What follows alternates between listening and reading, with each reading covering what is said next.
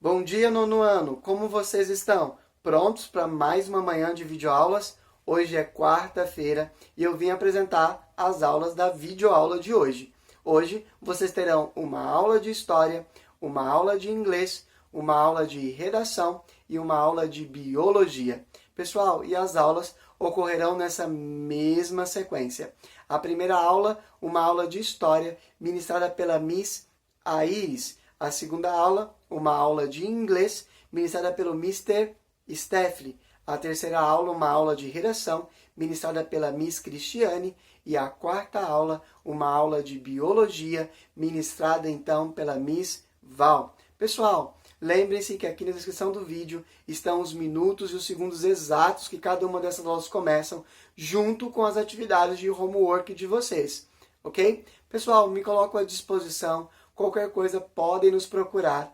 Uma ótima aula para vocês, uma boa quarta-feira e até amanhã. Fiquem com Deus.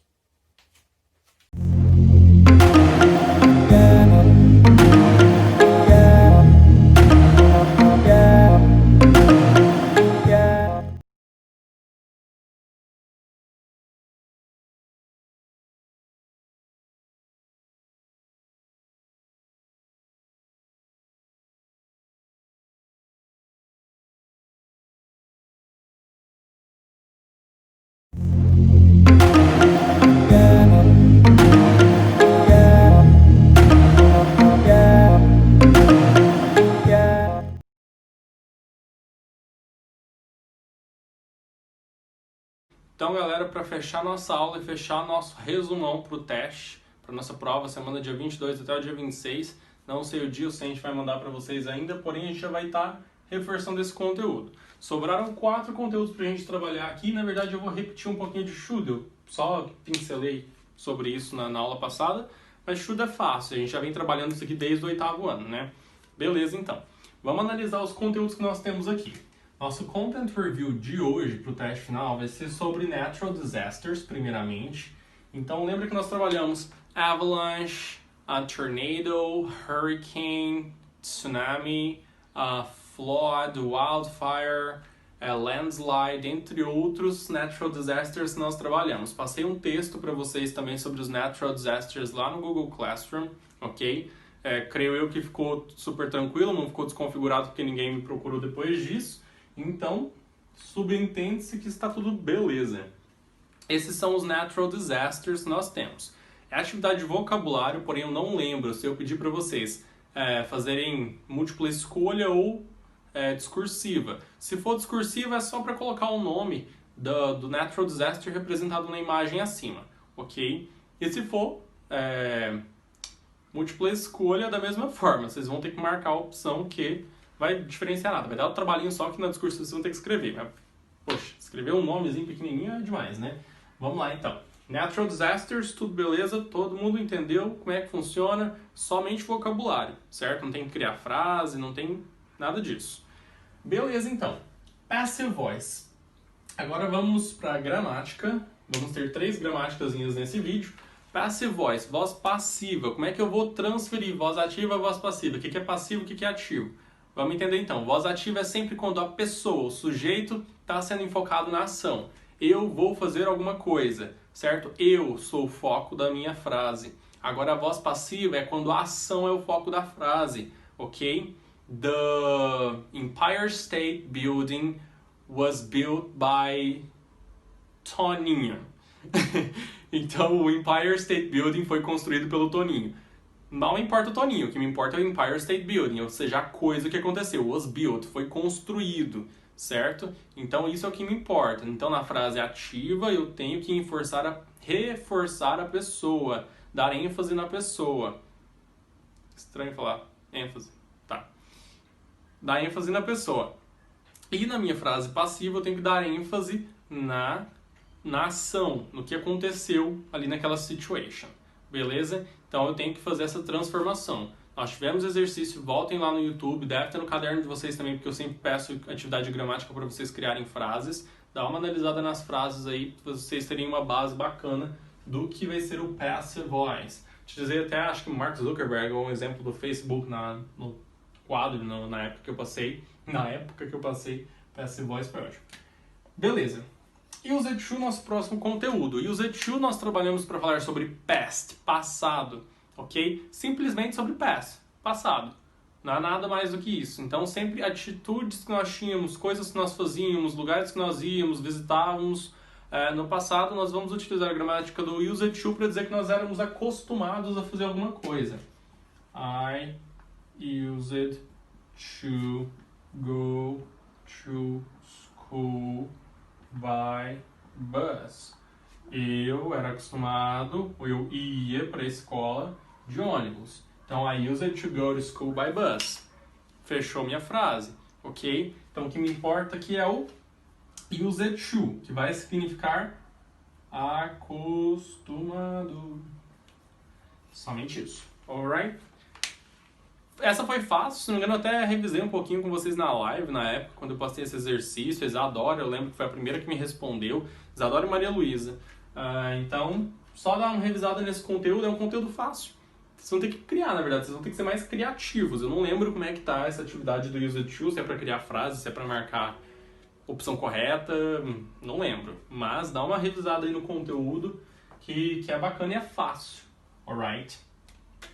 Só pra gente terminar com gramática, aula passada eu trabalhei um pouquinho de should. Should lembra que é dever ou deveria, deve, e é sempre utilizado para situações onde eu vou dar um conselho, uma sugestão para alguém. Então, eu posso utilizar, por exemplo, Mariazinha estava jogando futebol, caiu, quebrou a perna. O que Mariazinha devia fazer? Mariazinha should go to the hospital. Mariazinha should ask for help. Mariazinha should cry. I don't know. Então, vocês vão utilizar da criatividade de vocês para criar as frases dando conselho. Essa eu lembro muito bem, tem uma situation bem grandinha, vocês vão ter que dar uma analisada, mas é uma situation super fácil, são vocabulários fáceis, e aí vocês vão ter que dar um conselho, são 2 conselhos na verdade. Eu utilizei real, um exemplo de um jogo de futebol, porém vocês vão ter que dar um conselho tanto para a pessoa machucada quanto um conselho para o time de futebol, certo? Então vão ser 2 conselhos. Já deu uma ajuda suficiente para vocês aí, uma introdução boa do que vai cair na prova. Então dá uma revisada em conselho, todas as opções relacionadas a machucado, todas as opções relacionadas a jogo aí, cria uns exemplos, fechou? Que aí vocês vão estar mais preparados para fazer a prova.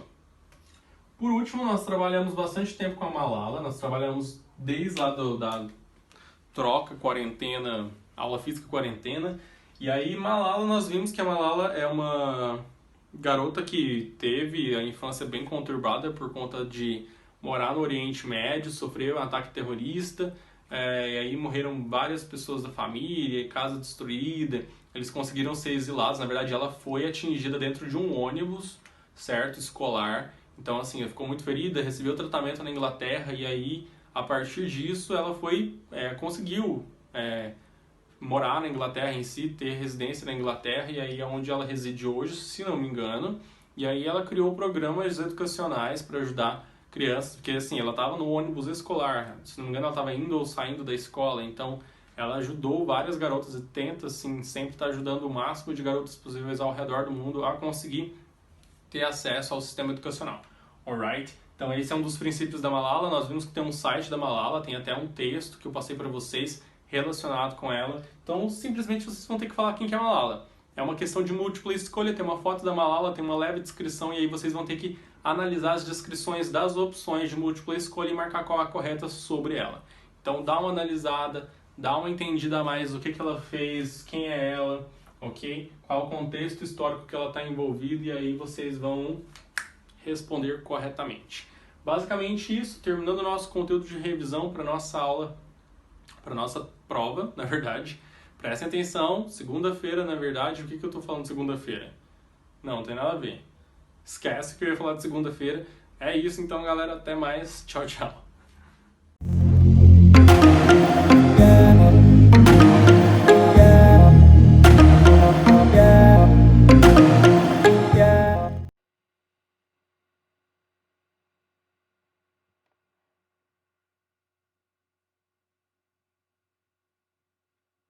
Bom dia, nono ano, tudo bem? Hoje, quarta-feira, dia 17 de junho, temos aí uma aula de redação. Então, toda quarta e toda sexta nós temos aulas de redação. Então, hoje nós temos aí nossa primeira aula dessa semana. O que eu vou propor hoje para vocês? Uma atividade de elaboração de diálogos. Uma atividade um pouquinho mais leve, com um tema mais leve do que foram as últimas atividades, né? Na verdade, a última atividade, inclusive, que foi a do anúncio institucional, que era para falar sobre a questão do racismo. Então, agora nós vamos dar uma aliviada aí, né, em temas mais complexos de serem discutidos e faremos aí uma atividade que tem foco aí a produção de diálogos. Então, eu vou mostrar aqui para vocês, né, as imagens que vocês estarão utilizando para montar os diálogos. Então, olha só, produção de diálogos. Então, nós temos a primeira imagem, isso aí é um exemplo, tá? Socorro, ela é mais assustadora do que o coronavírus. Então, aqui nós temos a imagem de quem? Do Cebolinha, né? Correndo da Mônica. E ele, né, quem já leu as histórias em quadrinhos sabe que ele corre dela. Ele não, é como se fosse um amor não correspondido que a Mônica tem por ele. E aí, né, que eles estão em clima junino, que é o clima que nós estamos agora.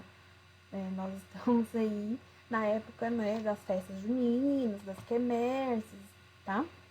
Então aí, né, ela tá vestida de noiva e correndo atrás dele. E o coraçãozinho aqui, ou seja, apaixonado, mas ele não quer. Então, certamente o personagem Cebolinha soltaria um socorro. Ela é mais assustadora do que o coronavírus. Alguém duvida? Ele falaria isso, porque corresponde a esse amor não correspondido. Então, aqui nós temos a imagem e aqui em cima nós temos um diálogo. Nós temos aí uma fala dele, né? Do Cebolinha. Aí agora é a sua vez. Você vai criar diálogos para as imagens abaixo. Então, né, seja criativo, seja inovador. Né? Procure aí mostrar aí a sua criatividade. Então, a primeira imagem que nós temos é essa, da Magali, junto com o Cebolinha. E aqui ele já tá, né, contente, feliz da vida. A segunda imagem é essa daqui. Nós temos aí a Mônica e aqui nós temos o Cascão. Depois nós temos essa imagem aqui, festa junina esse ano. Então nós temos a imagem aqui de duas pessoas correndo em volta aqui, né, de uma fogueira. Só que a fogueira está sendo projetada aqui na imagem, na tela, na verdade, de um notebook. Tudo está relacionado aí, né? Essa aqui já está relacionado ao que nós estamos vivendo hoje. A próxima imagem é aqui. É um computador, aqui tem um álcool em gel, aqui tem uma pipoquinha. E aí aqui tem a imagem aqui de uma tela de computador e também a fogueira. Então, cria um diálogo, cria uma fala para essa imagem. Aqui nós temos aqui os bailarinos, né? Utilizando o quê? Máscaras. Eles estão fantasiados, eles estão vestidos a caráter, mas estão de máscara. O que essas pessoas estariam falando? E por fim aqui, temos aqui, festa junina em casa.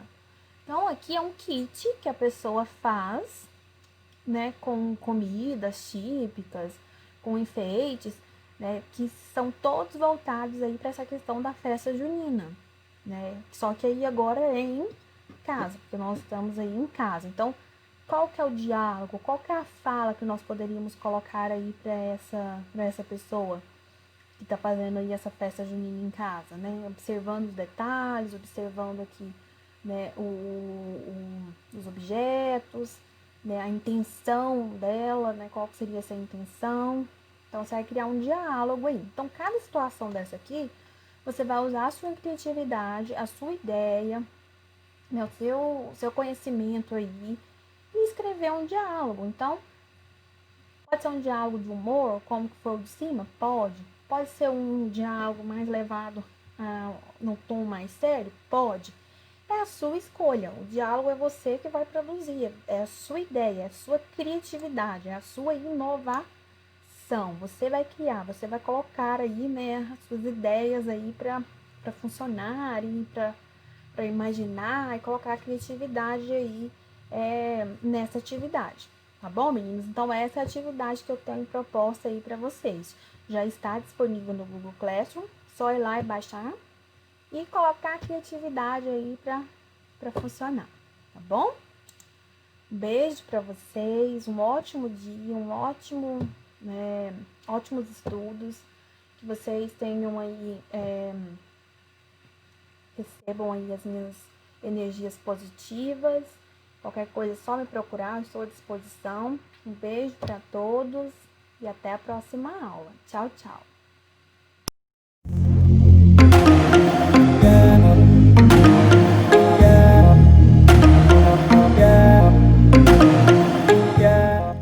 Olá, nono ano. Vamos aí para nossa última aula de revisão de genética, né?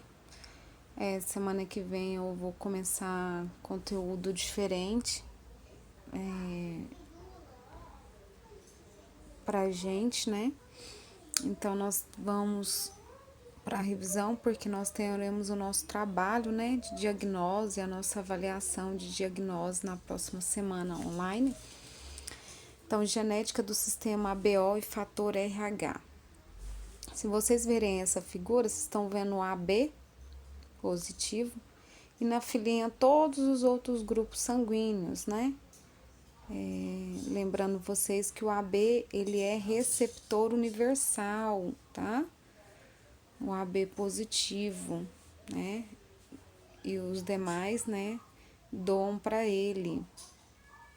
Ele recebe de todos os grupos sanguíneos, ok? E lembrando que o O, ele é doador universal, não esqueçam. Então, aqui, doação de sangue, né? Eu falei para vocês anotarem essa tabelinha no caderno para não esquecer, tá? AB é receptor universal. Ele não tem nenhum anticorpo. E o O é doador universal, ele não tem nenhum antígeno, tá? A doa e recebe doa para ele mesmo. B doa para ele mesmo. E para receber o A, ele recebe do O e do próprio A. Desculpa, tá? O A e doa pro AB. E o B também doa pro AB. Mas o A só recebe dele mesmo e do O B recebe dele mesmo e do O, ok?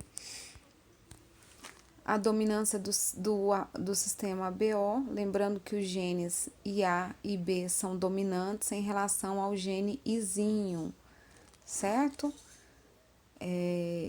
Quando eu tenho lá IA e B, eu tenho sangue AB. IA ou IA Izinho, sangue tipo A. IB, Izinho ou IB é sangue tipo B, certo? Izin, eles são do tipo sanguíneo O, tá? Então, aí eu tenho os genes IA e B, que eles são codominantes. Aí que eu coloquei um exemplo, né? Um casal onde ambos é AB, pode nascer um filho O? Meninos, se o sangue é tipo AB, ele não tem condição de ter filho O. Por quê? Porque ele não tem o gene responsável por, né, ser da característica do O, que é o Izin. Então, olha lá, IA e B cruzando com a pessoa que é IA e B, olha lá, quando eu juntar, vai me dar um indivíduo IA, homozigoto, né? IA e B, que é o AB, IA e B, que é o de sangue AB, e B, que é um homozigoto, né? Totalmente aí dominante. O PG aqui que eu coloquei é a proporção genotípica, é o genótipo. Então, vou ter 25% de indivíduo do sangue tipo A, que é IA e A, 25% do IB e B e 50% do IA e B. A proporção fenotípica, que é o fenótipo, né? Então, eu tenho 25% do sangue tipo A, 25% do tipo B e 50% do tipo AB. Um casal onde ambos são do tipo O, né? Pode nascer um filho AB, A ou B? Meninos, se os dois, né, forem do sangue tipo O, eu vou ter 100% de indivíduos Izin. e a minha proporção fenotípica, né, que é o fenótipo, eu vou ter 100% de indivíduos O, entenderam? E nós temos o fator RH, né, que ele é o fator Hanson, que foi descoberto no macaco Rhesus, né? É um terceiro sistema de grupos sanguíneos que foi descoberto a partir, né, dos experimentos de Lancaster e Weiner, né, em 1940, com o sangue do macaco do gênero Rhesus. Por isso que é chamado fator RH ou fator Rhesus, tá? Então, o que é o fator RH? O sangue é classificado em grupos positivo e negativo pela presença ou ausência de um antígeno de superfície, né, da hemácia que foi encontrado primeiramente no macaco do gênero Rhesus, dando o nome ao fator RH. As conclusões daí obtidas levaram à descoberta de um antígeno de membrana que foi denominado RH, Rhesus, certo? E devido à cobaia, né? E eles estimularam a produção de anticorpos e eles denominou de anti-RH. O sangue RH negativo, ele não possui este antígeno na superfície e o RH positivo já possui. Então, quando a gente vai fazer um teste, né, uma tipagem na sanguínea, eles utilizam o soro anti-RH para poder determinar, né, a presença desse fator nas hemácias, tá? Do sangue. Então, é uma forma aí de descobrir. E é muito importante a gente saber o nosso fator, o sistema, né? Qual o grupo sanguíneo e o fator RH, tá, gente? Aí do RH nós temos o genótipo e o fenótipo. O genótipo é o RH positivo, RH negativo. O fenótipo, que é o que a gente utiliza para fazer os exercícios, vai ser Rzão, Rzão ou Rzão, Rzinho para o fator RH positivo. E Rzinho, Rzinho para o negativo, tá? Aí tá mostrando como que se a presença ou não, tá? Ele pinga uma gotinha do fator RH, anti-RH, se aglutina, né? É sinal que o indivíduo é RH positivo. Aí eu tenho o RH positivo, 85% da população, e o RH negativo é 15%.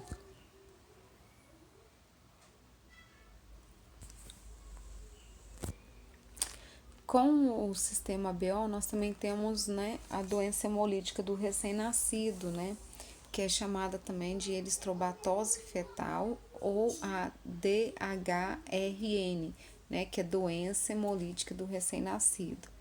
É uma doença provocada pelo fator RH. Ela caracteriza pela destruição das hemácias do feto ou no recém-nascido. Gente, isso quando em consequência, tá? Do contato do sangue materno com o sangue fetal. Lembrando que para ter a DHRN, né? A mãe tem que ser negativa e o bebê tem que ser positivo. As consequências dessas doenças, elas são graves, né? Que pode levar desde a perda do bebê, né? Até lesões, né? Como perda de visão, audição. Para ocorrer estrobatose fetal, a mãe tem que ser RH negativa, o pai ele tem que ser RH positivo e os filhos têm que nascer com um RH positivo. No final da primeira gestação, né, caso ocorra tudo bem ou que essa mulher perde um bebê, ela tem que tomar uma injeção, uma vacina,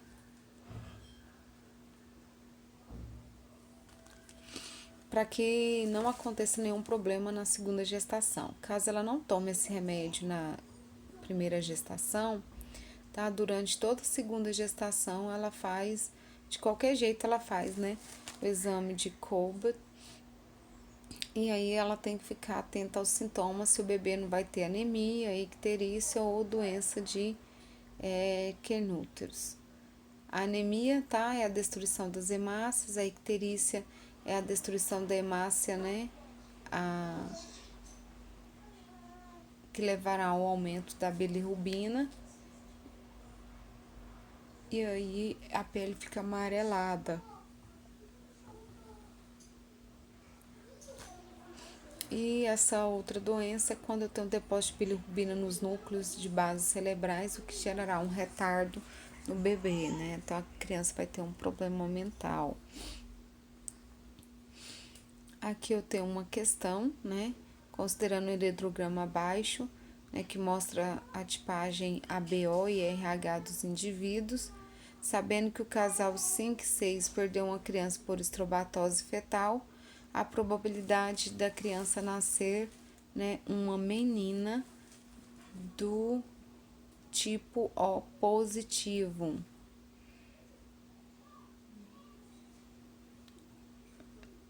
Tipo positivo. Olha, possivelmente o indivíduo 5 vai ser IA-izinho e o O é izinho, certo? Ao cruzar esses indivíduos, lá eu vou ter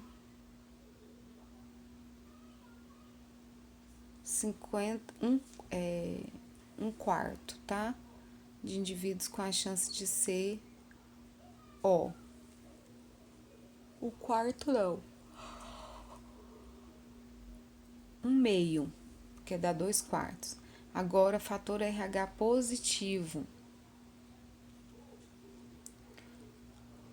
Aqui, positivo. A mãe possivelmente é positivo, heterozigoto, porque ela pega um Rzão. Se ela não fala, né? Que a mãe é. Então, ela vai ser Rzão, Rzinho. O pai também é Rzão, Rzinho. Então, também vai ter 1/2. Que vai ser Rzão, Rzinho com Rzinho, Rzinho. Vai ser 50%. 1/2. Dá 2 quartos, eu simplificando dá 1/2, certo? E a possibilidade de ser menina, né? A possibilidade de ser menina é de 50%, também 1/2. E aí a gente vai fazer aquela continha da matemática das frações, tá? 1/2 mais 1/2 mais 1/2, né? Vai me dar lá 1/6.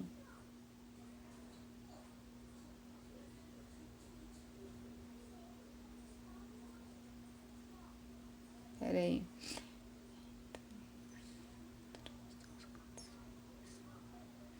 Vai dar 1/3, meninas. A resposta é a letra E, tá? Lembrando que a gente, quando faz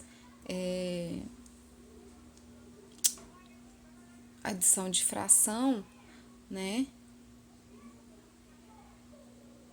A gente soma, tá? E nós temos a genética do sexo, que aí nós temos, né, homem XY, mulher XX. No momento que eu tenho lá o cruzamento de um homem com a mulher, né, eu vou ter lá 50% de chance de ter indivíduo do sexo feminino ou do sexo masculino.